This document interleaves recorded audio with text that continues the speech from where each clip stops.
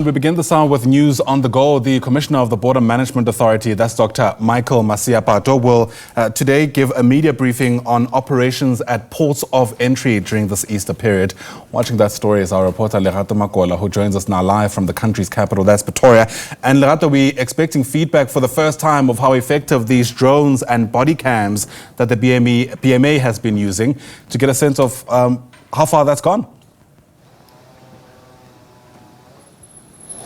Yes, indeed, Ayanda, as you've mentioned, we are here in Pretoria, Hatfield, just outside GCIS offices, where the Border Management Authority Commissioner is expected to brief the media to inform the public about the BMA's activities and performances during the Easter holidays. You'd remember that the BMA deployed drones and body-worn cameras to curb illegal activities at South Africa's ports of entry. Well, Ayanda, rather than law enforcement officials patrolling, these drones are the eyes for the law enforcement to help secure the country. While on the 21st of April, when Dr. Masiapato visited the Beit Bridge border post in Musina, he mentioned that these drones are also going to monitor vulnerable segments between South Africa and Zimbabwe, Mozambique and Lesotho. These vulnerable segments include the Beit Bridge, Libombo and Maseru border. And we know that he mentioned as well, Ayanda, that these drones can see individuals who might attempt to enter the country illegally. But right now I'm going to bring in the Deputy Assistant Commissioner, Mmemme Mogotsi, to tell us more about today's briefing. Thank you so much for your time. Can you please tell us about today, what is expected today? Yes, thank you, Lerato. In just less than an hour's time, the Commissioner of the Border Management Authority will be outlining and delivering a report on the statistics and the successes as well as interceptions that have taken place during our Easter operation. You would know that in the previous weeks we were deployed in various ports of entries, commissioners from head office as well as our supporting the teams that are on the ground on the work that they have been doing on the Easter plans. And we know that you have deployed drones and the body-worn cameras. So do you have any plans to procure more of those drones and body-worn cameras?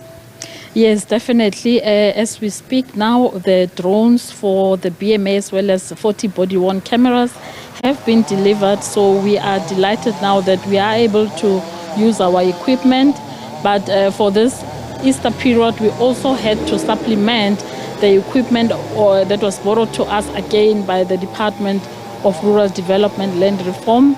So we were able to do some good work in terms of deploying the drones and being able to surveil the various movements in the different areas.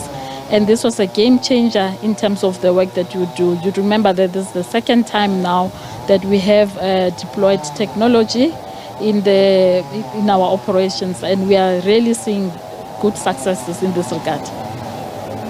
Okay. And can you please provide further details on the intelligence-led operation that led to the arrest of immigration officials, the 9 suspects? So are you able to give us an update now? More details will be shared by Commissioner Masiapato, but just to say that because executive members were deployed on the ground, they were able to monitor certain movements, patterns that was suspicious, and that led to the interception of some of the officials. But more details will be shared in the press conference, as well as other arrests that were able to be made during the operations. And Mmemme Mogotsi, with human trafficking being in the rise, what strategic measures maybe have you put in place to curb this pandemic at the borders? We have intensified our surveillance. We have now deployed our operatives in terms of working with various agencies to be able to profile some of the activities that are happening. And in the report there is detail in terms of the law enforcement authorities that we're able to work with specifically for this Easter period, for them to assist us in terms of doing monitoring, profiling, as well as looking at all the fraud and corruption activities that were taking place. So we are delighted and we are happy with the support of other law enforcement agencies that work with us and that continue to support the Border Management Authority in its efforts. And if you can just explain to us, how are the body cameras going to work, body-worn cameras going to work? Are they going to record the conversation between the travelers and the law enforcement officials? Yes, definitely. A body-worn camera is a multi-purpose tool that assists with recording, as you were rightly saying, recording of conversations between officials as they are delivering their work, as they are engaging with the travelers. We are able to look at, the mannerism that they are employing in terms of, interaction with those officials, with the travelers. But not only that, it's also a response mechanism whereby in case an official is in distress on the ground, they are able to give an alert, and it's able to exactly give us the location of where the official or the border guard is, and we are able to react and come and assist. It also assists us, in terms of monitoring patterns as well as movements, whereby on the ground when border guards are moving, we're able to say, okay, here we can see that, there's activities that are happening, and we are able to also react and come and support the official that is busy moving and that is wearing that body-worn camera. Okay, thank you so much for your time, Mmemme Mogotsi.